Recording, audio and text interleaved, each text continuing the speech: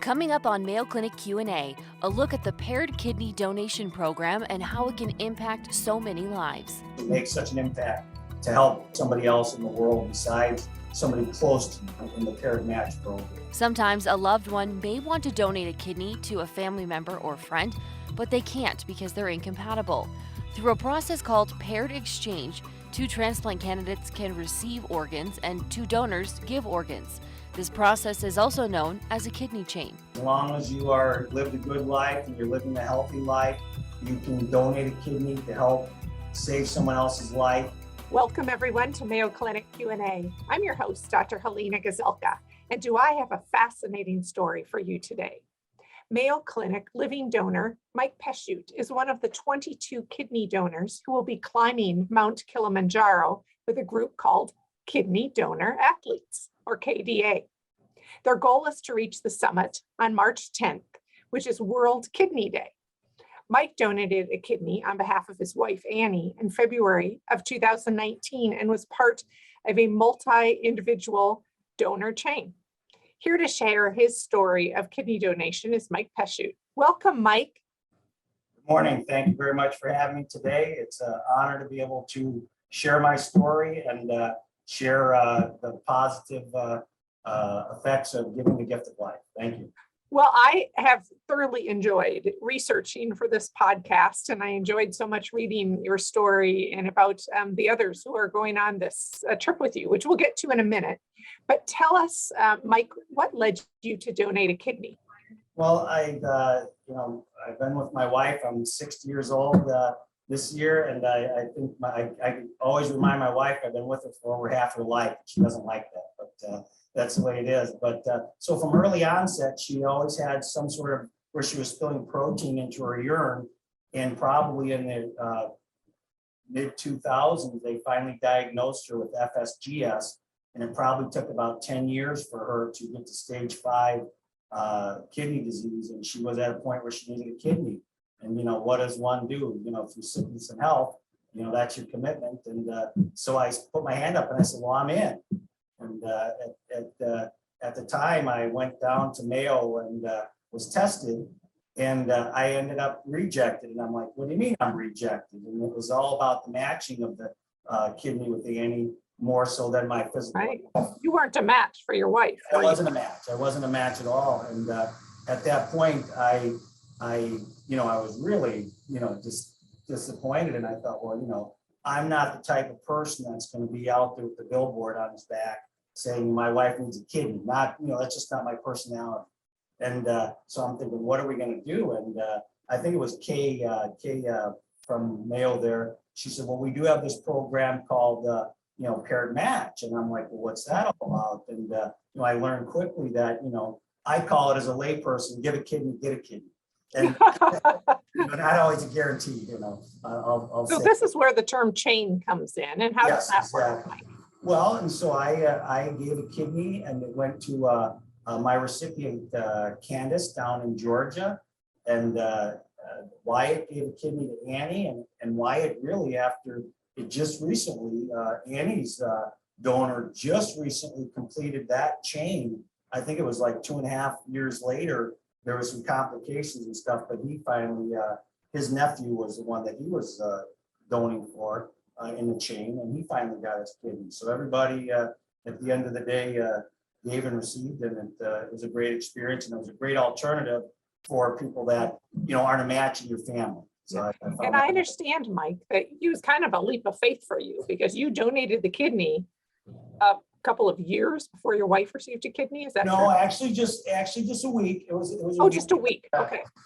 We both went in on to go on the same day, which in hindsight I'd share, but so we're getting our pre-surgery interviews and making sure that we're getting everything down to ready for the next day, go time as I call it. And I walk into the room where Annie and her handler, I use the word handler, was at, and I could see things weren't going well. I thought, uh-oh, something's not right.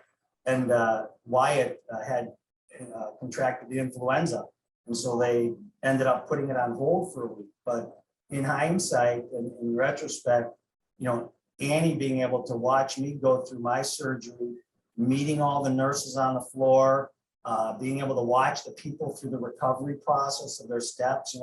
First you're walking on the podium, to then you're walking down the hall and those types of things, and then watching me recover.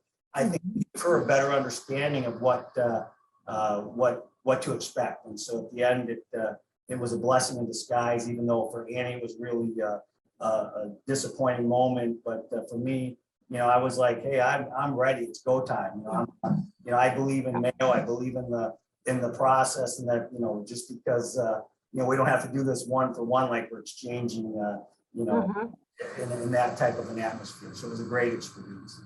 Mike, you recently met the woman who received your kidney. What was that experience like? That was really rewarding. It had been 3 years, and at first, I had come home, and you sign a piece of paper, and this, would you like to share your information? And that goes off with the kidney when it goes out the door. And I'm in the hospital on Tuesday, and I'm home on Thursday, and I haven't heard anything. That's my personality. And I'm like, then I end up getting a text or an email. I can't recall what it was. And it took almost 3 years. I just met her September of 21. In February of 19 was my donor date. And it was really rewarding. I mean, I met her and her husband, and to find out, you talk about, you're there to help your wife, but at the same time, when you recognize, 13 grandchildren, daughters, sons, and she said she wasn't going to make it till Christmas, and and that just just for a person, it just blows your mind that you can actually make such an impact to help somebody else in the world besides somebody close to you, in the paired match program. So really rewarding. We're connected. We talk all the time in that, and we have a mutual respect and very nice relationship. And I think, Mike, we all feel satisfied when we do good things for others, but what a monumental impact to have on someone's life and quality of life too. Yeah, no, it really, it never, you go through it, but until you sit there and look across from at the dinner table, we went out to a restaurant, and that's when you recognize, when they're telling their personal story to you of how that affected their life and how you can affect someone's life. It really was rewarding. Now, Mike, let's get to the part about you going to Mount Kilimanjaro. But first I want to ask, now you must have been quite athletic before you donated a kidney. And were you worried about the impact that would have on your athletic conditioning? No, I never really was. I mean, I was educated through Mayo and through the process. I think Mayo does a great job of, helping you understand, from beginning to end, what this is going to look like. So, I mean, you might have this in the back of your mind, but, you ask the questions, you get the answers, and it gives you the confidence to be able to move forward. But, I was always very physical and active. And, I say I was out I operated on Tuesday. I was out on Thursday. On Saturday, I'm at the club, walking a mile. Week 4, I'm beating all the guys in racquetball. Almost pulled a little bit of a hernia, but that didn't happen. But week 4, I beat everybody in racquetball, and I said it wasn't customer golf because I could see they were trying to beat me back. But so oh my goodness, that's 4 to 6 amazing. weeks, the recovery is there as long as you're physically active, and you go back after it like anything else. And it was an easy recovery. Wow, that's amazing. Mike, tell us about kidney donor athletes and how you came to be affiliated with that organization. Yes, Annie is very involved as a recipient of kidney. So she's often, in the middle of the winter in Minnesota, she's on the couch with her iPad, doing her research and doing her blogging and talking to her world that she's involved in. A donor is different than a recipient, right? As from a communication world. But Annie came upon this program, and she said, "Hey, Mike, there's people that are looking to go to Kilimanjaro that are kidney donors. You should apply." I said, "Oh, let me have the link." And before you know it, I'd already sent it in an hour later, and it took a couple months to be vetted to make sure that that you understood what you're going to be involved in, and that you had some ability to hopefully accomplish the goal, and that you kind of fit the program in that, and that you understood what ruggedness would be involved and those types of things. But that's I really came upon it through Annie's research, and once I got involved, I've been involved in the advocacy and working with them, and just a great organization, non-profit, and they're trying to build awareness and funds to help people that are in need of kidney transplants. And I think it's neat to show that life can be not only just normal, but really good. You can live a really good life after donating a kidney. Oh, absolutely, Doc. I'm the old guard in the crowd. I'm the older one probably on this climb, and these people are out there. You talk about being active. Some of them are ultra runners. They're doing 50 miles in Colorado over the weekend, 50 miles running. They're runners and hikers and climbers, and they're doing 10,000 feet out in Washington State. And there's nothing holding any of these people back. And I hope to be one of them on March 10th. So, Mike, we all know that Mount Kilimanjaro is Africa's highest peak. So I climbed the 20 steps in the buildings here on campus, and I feel like I'm going to die. But I make myself do it a couple times a week sometimes. So how do you get in shape for a trip like this? Well, I've always been, one, it's kind of, I've taught my children, exercise is a way of life. It's not an event. It's a culture. So I've always been, at times, Minnesota, we end up, all of us put our 5 pounds on in the winter or whatever it may be, because we hunker down a little bit more than we should. But I've always been active.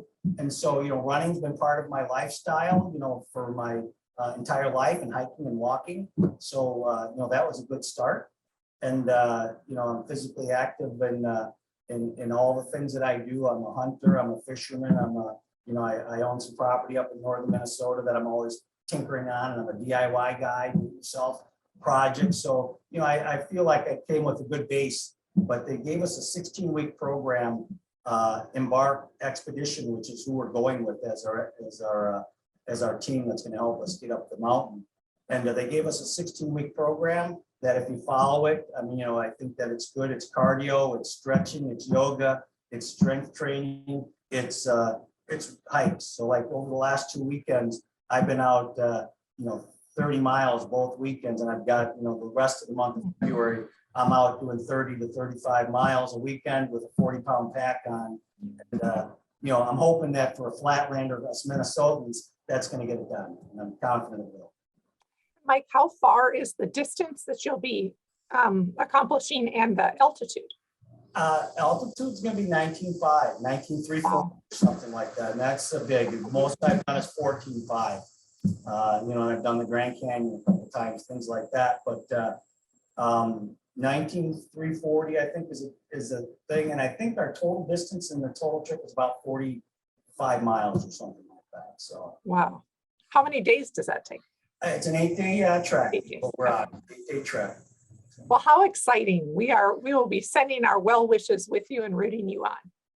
Yeah, no, I'm real excited, and I've had a great support team in helping fundraise and advocacy and those types of things. And again, happy to be able to provide information to help support Mayo Clinic, who just did a fantastic job for Annie and I through the process.